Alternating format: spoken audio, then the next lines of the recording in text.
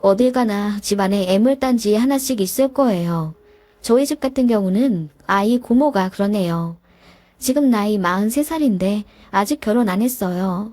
그렇다고 골드미스라고 부르기도 뭐한 게 한 직장에 2년 이상 못 다니고 계속 관직을 반복하면서 돈도 제대로 못 모았어요. 그래도 백수기간은 3개월 안 넘기고 바로바로 취직하긴 하던데 이번에는 웬일로 반년을 놀고 먹으면서 회사 안 나가고 집에만 있더라고요. 알고 보니 애 고모가 사내 연애를 하고 있었는데 회사에서 사귀던 남자와 헤어지고 홧김에 관둔 모양이더라고요. 이별 극복한다는 이유로 돈 퐁퐁 써가며 해외여행 다니고 기분 안 좋다면서 비싼 명품백 하나씩 지르고 그러던데 그게 화근이었는지 돈 앞에 장사 없다더니 결국 신우도 돈 때문에 반 미쳐서 이 사단을 냈네요. 신우 얘기부터 쭉 해볼게요. 사실 저 결혼 전에는 신우이가 이렇게 철없고 대책 없을 줄 몰랐습니다. 저는 재단 정직원으로 근무 중이고 남편은 7급 공무원이에요.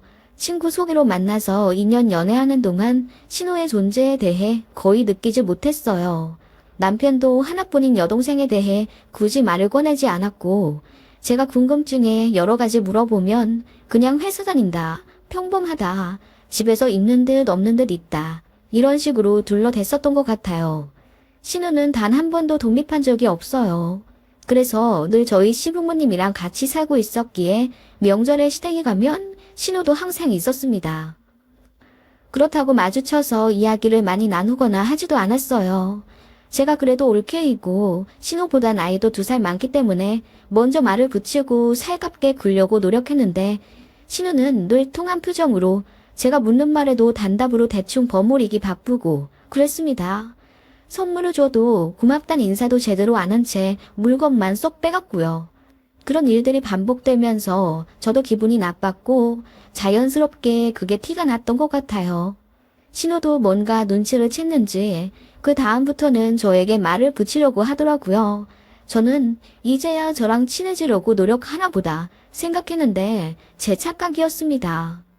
제가 쌩하니 구는 게 본인 딴엔 기분이 나빴던 거예요. 을이 을답게 안 군다 이거죠. 먼저 말 건답시고 하는 게 제 헤어스타일이나 체형에 딴지를 걸면서 아줌마 같다고 하거나 본인 오빠는 명문대 나왔는데 저는 간신히 인서울 했다고 너무 기우는 결혼한 거 아니냐고 삐딱하게 후려치기 하더라고요. 저한테 빈정이 상해서 노선을 그렇게 바꾼 건지 마주칠 때마다 본인 오빠는 잘난 사람, 저는 부족한 사람 취급해 가면서 기분 나쁘게 했습니다. 언니, 맞벌이 하면서 오빠가 살림 더 많이 하죠? 우리 오빠는 어릴 때부터 요리도 잘하고 설거지도 끝내주게 잘했거든요. 결혼해서도 잘하겠지 뭐. 뭐 비슷비슷하게 하죠. 저도 바쁘고 현수 아빠도 바쁘니까요. 언니, 아무리 세상이 바뀌었다지만 남자가 설거지하고 요리하고 애부고 그러는 경우 별로 없어요. 오빠가 진짜 잘하는 거예요. 언니 아시죠? 현수 아빠 자상하고 가정적이긴 하죠. 저도 늘 고맙게 생각하고요. 근데 아가씨, 제 친구들 보면 남편들 그 정도는 요즘 다 해요. 집안일이며 육아며 다 나 몰라라 하는 남자들은 요즘 별로 없어요. 괜찮은 남자들은 그런 게 부끄러운 짓이라면서 남자들끼리도 서로 험담하고 그런데요.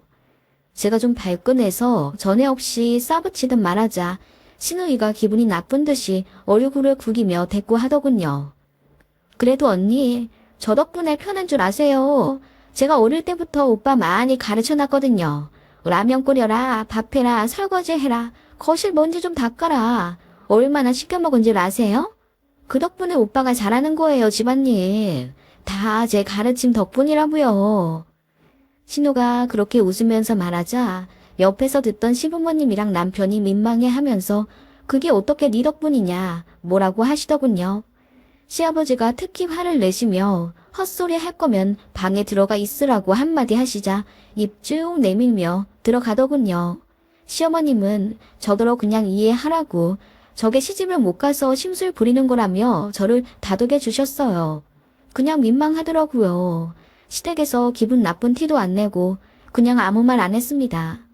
그런 일이 몇 번 있으니 저도 감정이 상했고 마주치면 신우와 서로 말을 거의 안 하기 시작했어요. 시댁에서 같이 시간을 보내도 신우는 거의 저를 투명인간 취급했었고 저한테 말 붙이기도 싫다는 듯 시어머님이 저에게 뭐 전달해 주셔도 저한테 다이렉트로 주지 않고 꼭 제 남편에게 이거 새언니 줘 하면서 건네주더라고요. 참, 저희가 아이를 낳았을 때도 내복 한 장 선물 안 해주더라고요. 아무리 그래도 처조카인데 어떻게 그럴 수 있는지. 저희가 신우한테 아무것도 안 해줬냐고요? 앞서 말했다시피 결혼 전부터 저는 신우랑 친해지고 싶어서 명품 립스틱이나 스카프 같은 선물도 자주 줬었고 저희 결혼할 때는 정장 사라고 50만 원도 해줬어요. 그런데 받을 것만 홀랑 받고 막상 저희 결혼식 땐 여윳돈이 다 적금 들어가 있다면서 축의금 한 푼 주지 않았어요.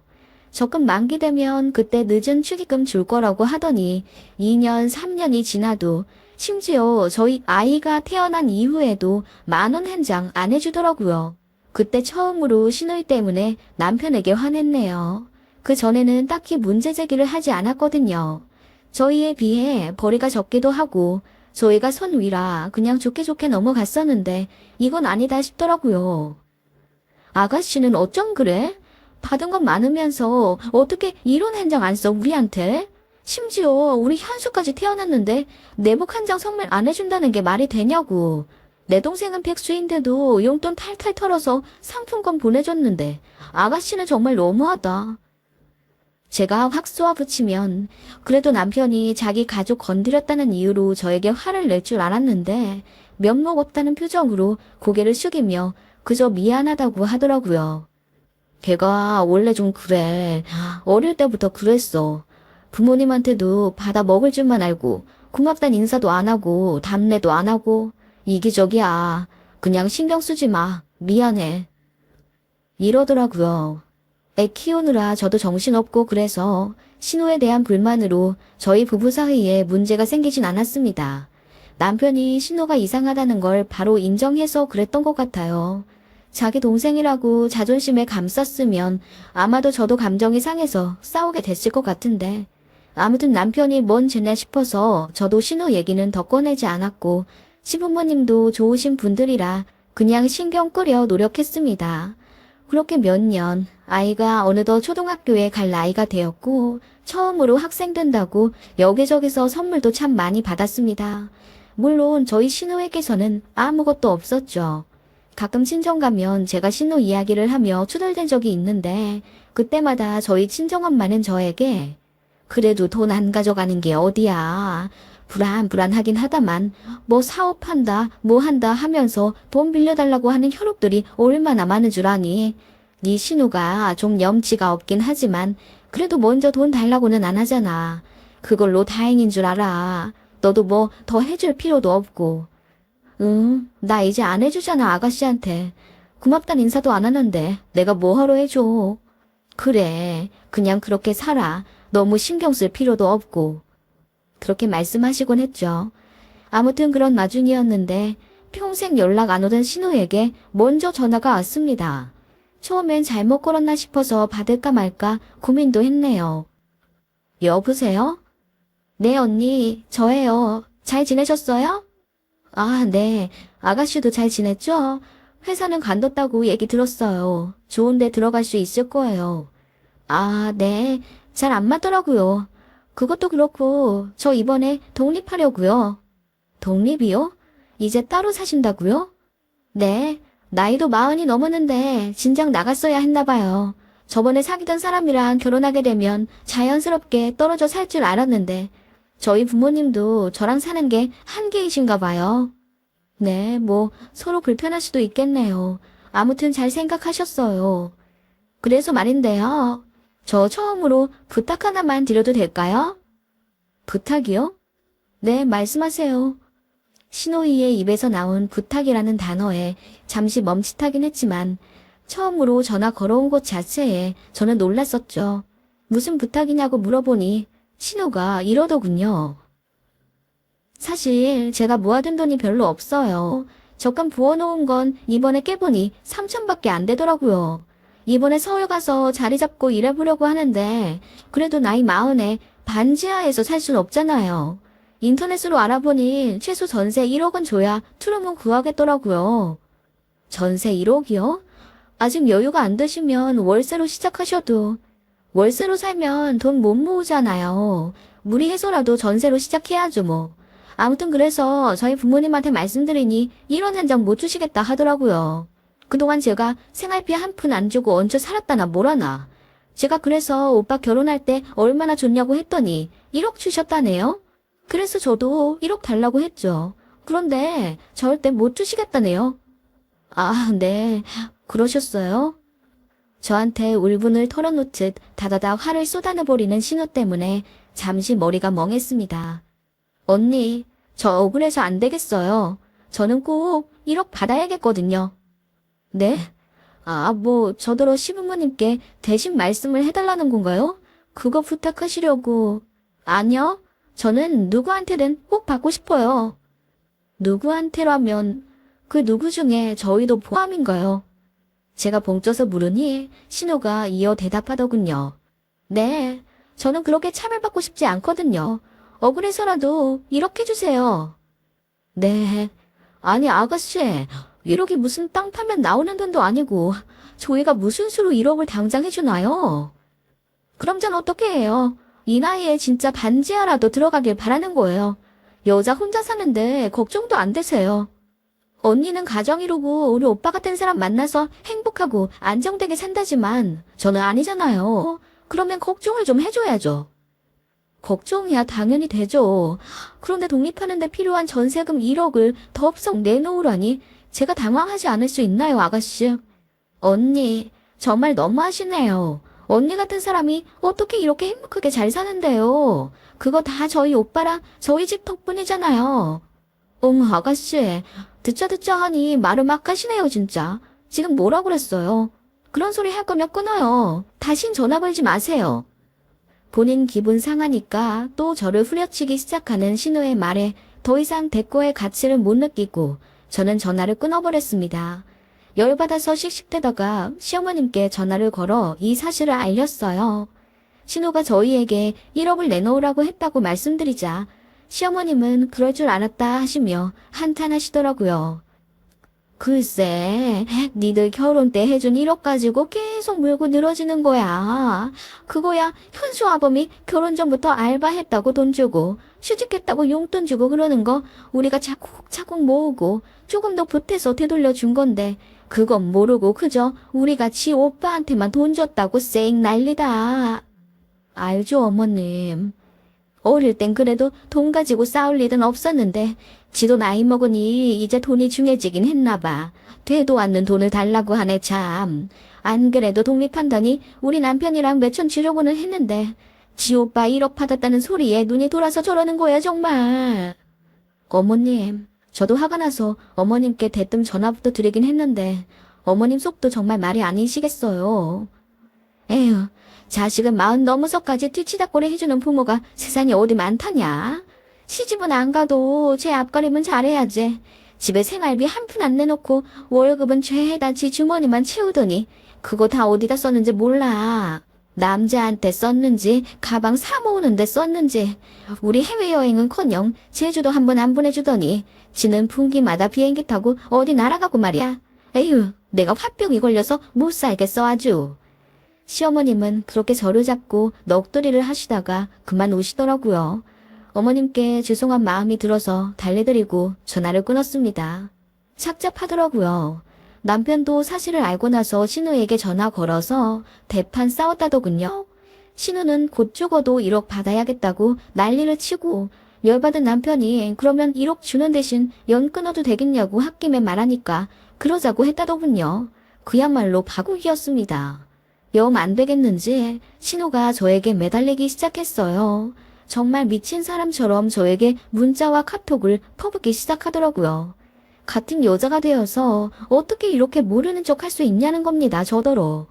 제가 며칠 동안 씹으니까 새벽마다 전화를 하길래 차단했더니 이젠 다른 사람 폰을 빌려서 전화를 하더군요. 모르는 번호 안 받으려고 했는데 회사 일 때문에 어쩔 수 없이 받았고 역시나 신우였습니다. 언니, 어떻게 그래요? 언니만 행복하게 잘 살면 다예요. 대체 누가 행복하다 그래요? 지금 내가 행복해 보여요. 이런 전화 받고 있는 내가. 언니랑 오빠 돈 많이 모았잖아요. 우리 집에서 1억도 받고 둘이 월급 잘 모아서 아파트 대출도 다 갚았다면서요. 우리 오빠가 찌작시라고 자상한 사람 만나서 언니도 호강하는 주제에 신호 하나 보살펴주는 게 그게 그렇게 어려워요. 아가씨, 우리도 애 키우느라 빠듯해요. 나 마트 가서 내가 먹고 싶어하는 광어회도 하나 못 사 먹어요. 그런 제가 아가씨한테 전셋값 하라고 1억을 내놓으라고요. 어느 정신 나간 여자가 그렇게 하겠어요. 네, 아가씨 같으면 그렇게 해요. 저도 화가 나서 같이 언성을 높여 싸웠어요. 그런데 신우가 그러더군요. 언니, 나 같으면 그렇게 해요. 내가 말했잖아요. 우리 오빠 다른 남자들 같지 않은 거 다 내 덕분이라고. 내가 오빠 어릴 때부터 얼마나 집안일을 시켰는데, 그리고 여자 존중하라고 얼마나 잘 가르쳐놨는데요. 내가 사람 만들어 놓은 거 언니가 데려가서 지금 편하게 잘 살고 있잖아요. 나 같으면 고마워서라도 이렇게 해주겠어요. 어차피 그 돈 오빠네 것도 아니잖아요. 우리 엄마 아빠가 준 거잖아요. 어이가 없네. 그럼 아가씨가 현수 아빠 잘 가르쳐놨으니까 감사한 마음으로 돈 내놓으라 이거예요. 그렇게 생각하면 좋죠. 1억이 좀 많으면 내가 깎아줄게요. 7천만 원만 주세요. 네 집 개 이름처럼 쉽게 나오는 7천에 허드심이 났습니다. 제가 열받아서 바로 소리쳤죠. 네 오빠 설거지하고 물개 안 닦아서 내가 매번 뒷정리한다. 양말은 허구한 날 뒤집어서 빨래통에 넣어놔. 애를 잘 본다고. 네 오빠가 현수 2살 때 닭다리 뜯으라고 줘서 애가 닭뼈 삼켜서 큰일 났던 거 몰라? 현수 아빠가 빨래 속에 청바지 넣고 돌려서 거의 30만 원어치 옷 버린 건 모르지? 무슨 소리예요 갑자기? 잘 가르쳐 놨다면서. 네 오빠 잘 가르쳐서 장가 보낼 거면 제대로 교육시켜서 보낼 것이지. 이런 허당 만들어 놓고 뭔 1억을 달래. 어머, 언니. 사람 덜 만들어 놨으니 내가 받아야겠는데? 네 오빠 때문에 내가 얼마나 고생하는지 몰랐지? 이 멍청아. 그동안 신우라고 해서 지 오빠 험담 안 하고 참은 건 모르고 이게. 네가 돈 내놔. 네가 돈 내놔. 제가 이성을 잃고 고래고래 소리를 질렀더니 신우가 어버버 하면서 말 한마디 제대로 못하더군요. 제가 한마디 더 했습니다. 너 또 네 오빠 잘 가르쳐서 보냈네 뭐네 하면서 돈 내기 꺼내면 진짜 너한테 제대로 손해배상 청구한다. 내가 네 오빠 뒤치다꺼리 한 거 전부 리스트 만들어서 보낼 테니까 한 건당 100만 원이야. 알았어? 그랬더니 신우가 뭐라 구시렁거리면서 전화 끊더군요. 그 이후로는 전화 안 왔습니다. 시댁에다가도 돈 달란 소리 안 하고 그냥 조용히 나간 것 같더라고요. 도라이한텐 도라이 짓이 제격이었나 봐요. 저도 평소엔 얌전한데 그날따라 너무 열받아서 같이 미친년처럼 싸웠네요. 근데 어느 정도 진심도 있어요. 남편이 자상하고 집안일 잘 도와주는 건 맞지만 늘 손이 한 번 더 가게 만드는 스타일이거든요. 뭐 그래도 사람이 착하고 성실하니까 그것 가지고 저도 꼬투리 잡아 싸운 적은 없지만요. 아무튼 그렇게 미친 신우를 퇴치했네요. 저를 만만히 봤었나 봐요. 한 번 더 건드리면 정말 물어버릴 기세로 난리쳤더니 다신 연락 안 오네요. 명절에도 아마 안 오겠죠. 본인 부모님이랑 그렇게 돈 얘기하면서 구레구레 싸웠다던데 거의 연 끊기지 않았을까요? 저희 신우 진짜 황당하죠? 신우짓 좀 한다는 주변 사람들 얘기 들어봐도 이런 인간은 없는 것 같네요.